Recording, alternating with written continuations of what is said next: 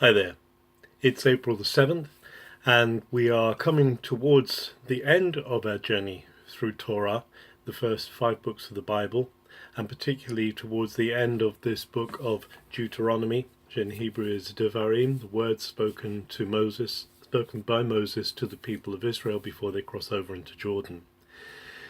In the opening of chapter 31, looking at chapter 31, beginning of chapter 32 today, in the opening of chapter 31, the 120-year-old Moses is now saying to the people that he will not be crossing over with them into the promised land, but he is sealing up the things that he has revealed. He's sealing up what God has given to him to share, and Joshua is going to be commissioned to take on these things from him.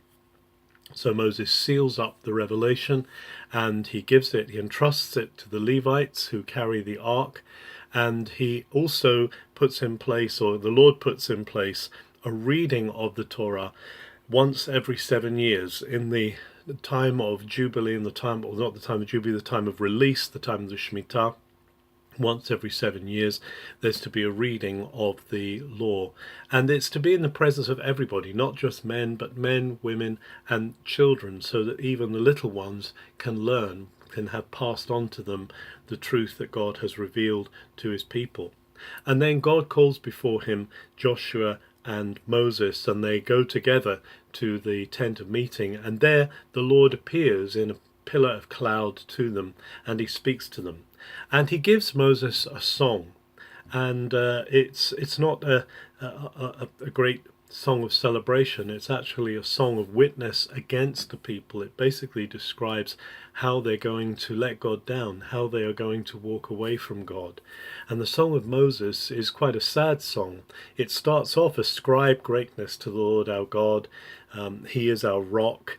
But then it goes on to describe how fickle the people will be, and how once they move into the land, once they get into the land and they enjoy the fatness of the land, and they enjoy this land flowing with milk and honey, they will turn away after the gods of the people of the land. It's a terrible witness, but Moses knows. Moses has travelled with this people after all, and he knows that even though here is a God who has carried them on eagle's wings through this terrible time, that the people's hearts will be turned against him and that they will let him down. And so Moses sings this song which is entrusted to the people, and there is this witness against them, saying how they're going to fail, how they're not going to keep with God.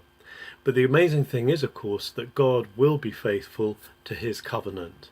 The reason that God is telling them this is so that they know that God will not abandon them completely. God will not turn away his face completely from them.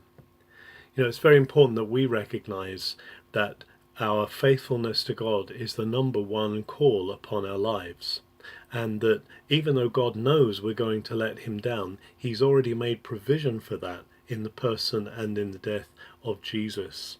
And the most important thing that we know is that God is for us, God is with us, God will never let us go. So even when we get into our dark places and our difficult places, we can rely on the fact that God is covenanted to us, and he will not let us go as part of his people. Have a very good April the 7th.